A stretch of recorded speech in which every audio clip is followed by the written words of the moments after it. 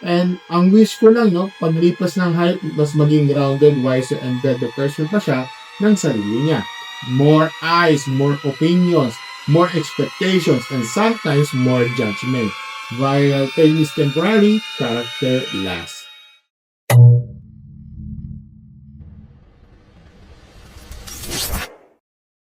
Hello mga stories, welcome back sa isa na namang random stories dito sa ating channel ng Mark Stories. No? Ako pala si Marky, no? Ngayon, ang topic natin ngayon for today's video, no? Medyo sensitibo to, pero kailangan natin importante. Importante ito pag-usapan, okay? So, meron kasi nag-post si Haring Bangis tungkol sa pagkukumpara ng ilan kay Miss Lance at nangyari noon kay Diwata, no? At lininawan natin agad, no, mga stories, hindi sinasabing pareho sila ng buhay, pareho sila ng content, o pareho sila ng personality. Okay? Ang punto dito sa post na ito ay pareho raw ang pattern sa internet kapag ang biglang sumisikat. Okay? Sa totoo lang, no, may punto nga naman eh. Kasi ganyan naman talaga sa social media. Kapag sa umpisa, mamahalin ka, tapos bigla kang ikukuha ng opinion ng lahat. Tapos kapag lumaki ka na, hindi na sapat yung gusto niya, hindi na sapat yung gusto ka lang nila, no? Gusto ka lang nila bantayan, husgahan, at minsan babagsakin. Okay? So, kaya sa video na to, no, mga stars, babasahin natin itong post na to, babasahin natin yung mga comments, at pagkatapos bibigyan ko yung aking opinion dito. So, isasama ko rin yung mas malaking lesson dito, no? Ano ba talaga ang diferensya ng viral moment at long-term relevance? Okay? So, yan, gusto nyo ganitong klaseng diretsa ng usapan dito, no? Pindutin nyo lang ito ng subscribe button, tapos click nyo ang notification bell. At saka mas maganda, i-like nyo na lang ako, nagmamakaawa ako. Like yung video, okay? Para gumana yung aking video na to. Okay? So, simulan na natin, mga stories. Let's go! Ito, may mensahe nito mula kay, ito kay Haring Bangis. Okay? Kay Sir Haring Bangis. Sabi niya dito, some netizens are now comparing Lance sudden rise to what happened before with Dewata. Not because their stories are the same, but because the internet seems to follow the same pattern. Whenever someone's suddenly becomes famous. At first, everyone praises you, everyone supports you, everyone says you deserve it. But once the audience gets bigger, the pressure also gets bigger. More eyes, more opinions, more expectations, and sometimes more judgment. That is why some people online are saying they hope Lance handles fame well. She seems kind, grounded, and focus on her content, no? But with how fast her name is growing now, it is also normal for people to hope that she protects her peace while the hype is still loud. Because social media can be as strange. The same internet that lifts you up can also watch every move you make. Hopefully, as Lance continues to grow, people will also give enough space to be human, to learn, adjust, and grow without being judged too quickly. Viral fame is temporary, character last, diba? Character last. Tama nga ako, hashtag real talk. At saka yung itong, yung caption doon sa, yung sa mga base sa picture, no, sa photos, yung inatouch niya. Sabi niya dito, no, naalala ko yung nangyayari kay Diwata, hindi dahil pareho sila, kundi dahil pareho yung pattern ng internet kapag may biglang sinikat. Sana lang ma-handle ni Miss Lance na maayos ang yung fame. Mukha naman siyang mabuting bata. And ang wish ko lang, no, paglipas ng hype, mas maging grounded, wiser, and better person pa siya ng sarili niya. While fame is temporary, character lasts. Okay. Ayan, ito naman ang ating mga comment section. Sabi niya dito, no, malaking pagkakaiba dahil sa niche niya ay educational. Hindi kailangan pangalanda ka ng katawan o pagpapaganda. Ang niche niya ay regarding sa interest pinag-aralan niya, which is veterinary. Now, going to 5 million followers na siya from 2 million 3 days ago. Good attitude din siya. So, yan. Next naman, ito, sabi niya, Miss Nene, sabi niya, matalino yan at may pangarap. Without being viral now, may mararating yan sa buhay. Kahit di pa yan naging sikat sa social media. Gaya yung sabi ng comment, di naman laging in at sikat, pero iba ang may goal sa buhay, hindi yung aasa lang sa vlogging. Panandalian lang naman talaga yan. Okay. Okay, so ito sabi nga ni Ma'am Grace, so sabi niya, okay lang kahit temporary lang yung viral trend. Dahil sa mga totoong supporters na nananatili, lalo sa mga tunay na gusto manood at matuto ng contents niya. Nakakatawa dahil sa mga daming natutunan sa bawat content, bawat lesson ay may halaga. Parang pag-aaral lang. Ang kasikatan maaaring panandalian, pero ang kaalaman at learning how may forever ay mananatiling baon sa buhay. Keep growing more content listeners. Okay. Ito galing to kay Sir Rio. Sabi niya, kapag content creator ka, ihanda mo dapat ang sarili mo sa anumang sasabihin sa iyo sa mga tao. Kahit tama o mali ang ginagawa mo, asahan mo may sasabihin talaga ng mga nakakapanood at nakakakita sa iyo. Ganyan ang labanan ng social media. Yung iba nga gusto ibabash para maraming views. Okay. Ito, galing, at last year, galing to kay, kay Florentino. Sabi niya, it's a strategy. Pasin nyo, whenever there is a viral question or a trending issue, he jumps into the scene to get attention. The problem is, it doesn't seem to be working for Haring Bangus. Mabagal pa rin yung pagdami ng bangus. Ngayon, ito ang aking take ko dito, no, sa aking opinion. Una, may punto ang post dito. Totoo yung pattern na yan sa internet. Kapag ang biglang sumikat, halos predictable na ang susunod, no? Una, todo support, sunod, todo observe, tapos todo opinion. At kapag may mali na yan, todo himay at todo busga. Okay? Kasi ganito ang social media eh. Hindi ito simpleng lugar ng support, no? Lugar din ito ng projection, inggit, pressure, at mabilisang pagtaas ng pagbagsak. Kumbaga, mag-arise, tapos may eventually magkaka-fall yan. Okay. Iwag naman sana ganun. Okay. Kaya sa puntong yun, tama si Haring Bagis dito. May point siya dito. Ang internet ay nag-aangat sa'yo, siya rin ang unang manonood kapag nadapa ka. Okay? So, pangalawa, pero hindi ko rin gustong OA yung comparison. No? Pero dito ako diretso dito. Pwedeng pareho yung pattern, pero hindi ibig sabihin pareho yung foundation. Kasi, at ito yung malaking diferensya dito. No? Si Miss Lance kasi, may malinaw na niche. May educational value. At may real world direction kahit wala pang social media. At yung malaking bagay yan, no? Kasi ang problema sa ibang viral fame, no? Ang kunan lang ay moment, catchphrase, random virality, curiosity ng tao, at saka yung hype.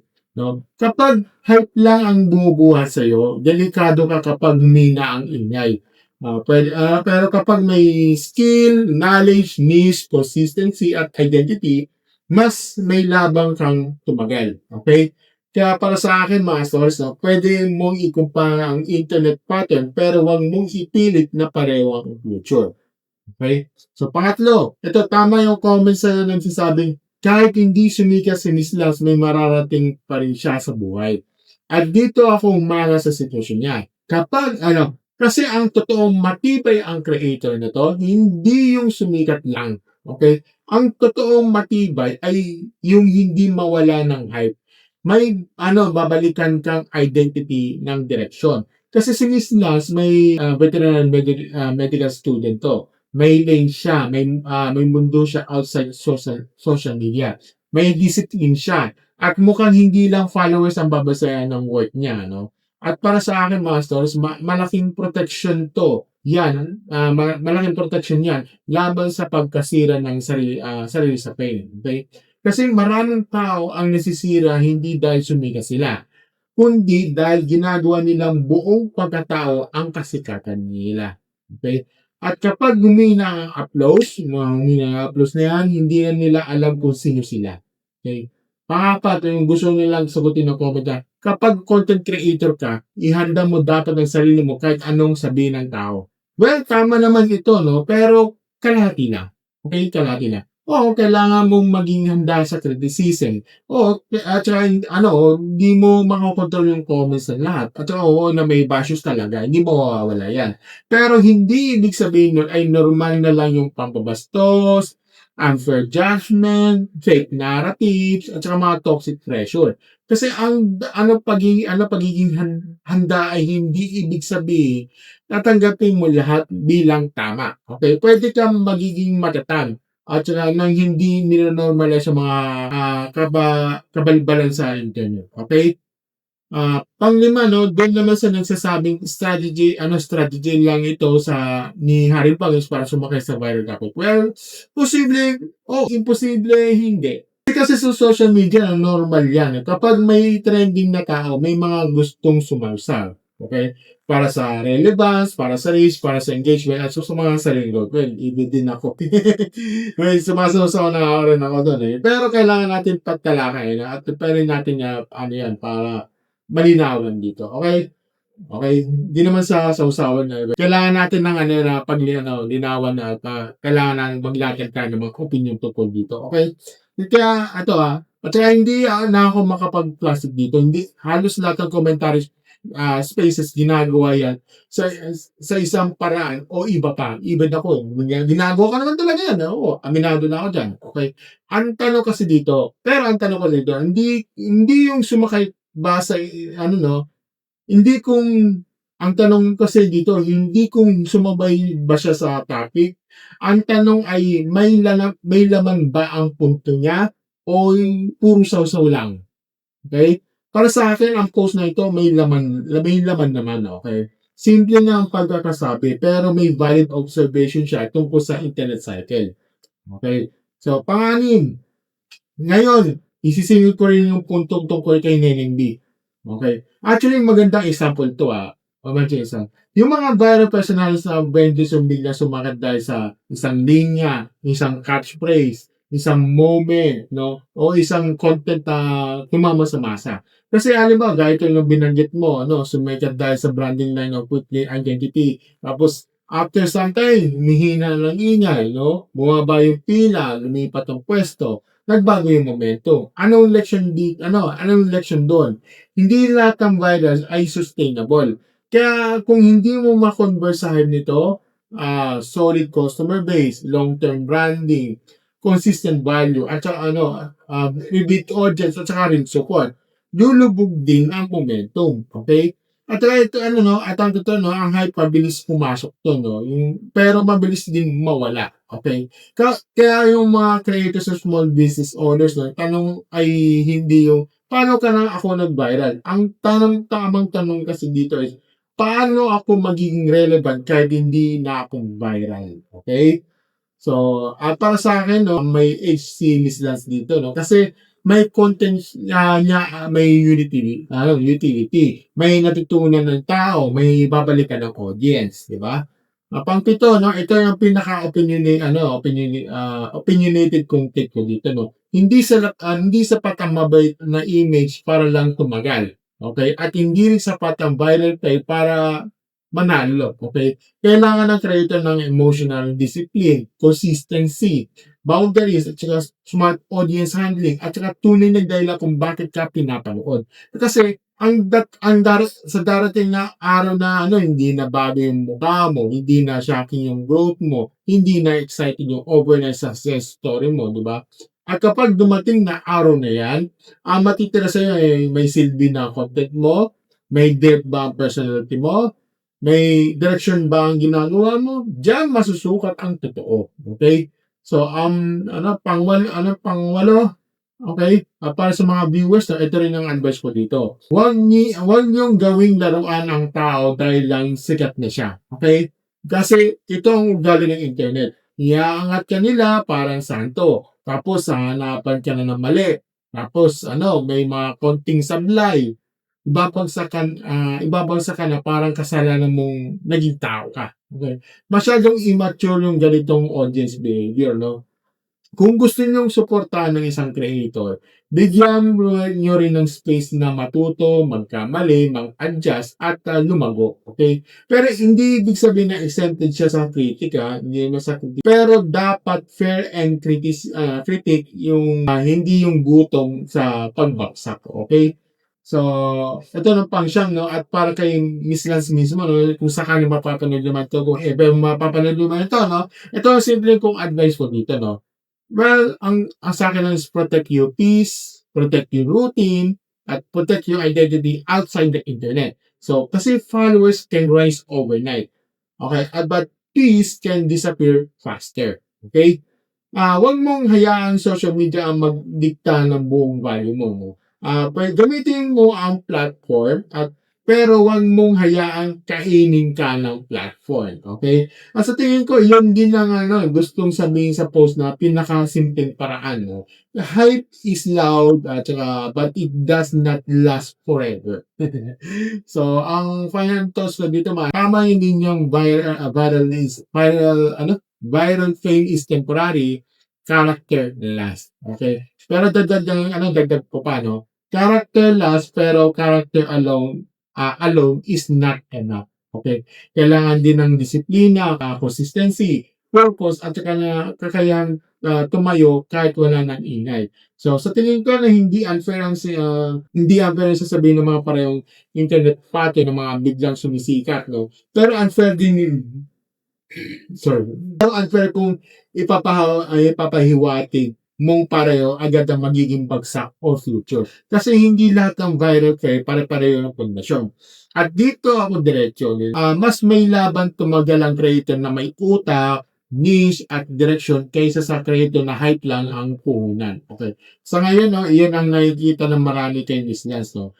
Pero remember din reminder din to sa lahat, no. Huwag natin gawing telenobela o teleserye ang buhay ng isang creator habang sumisikat siya. Pwede tayong mag-support, no, nang hindi tayo nagiging masyadong pakilamero o pakilamera sa bawat galaw niya. Okay? So, kaya mga stories, anong take nyo rito, tama ba yung comparison ng internet pattern kay sa ibang bilang sumikat o sa tingin nyo iba talaga ang sitwasyon dahil may niche yung direction niya, no? Comment down below sa baba, no? Pero dahil ko natin follow dito sa Market Stories, no? Real talk lang, walang bashing at walang okay na panghusga. Kung gusto niyo ng mga ganito na video na to, no? Don't forget to like, share, subscribe sa ating channel and click notification button sa ating baba. As always, mga stories. Thank you and have a good night, stories. Bye!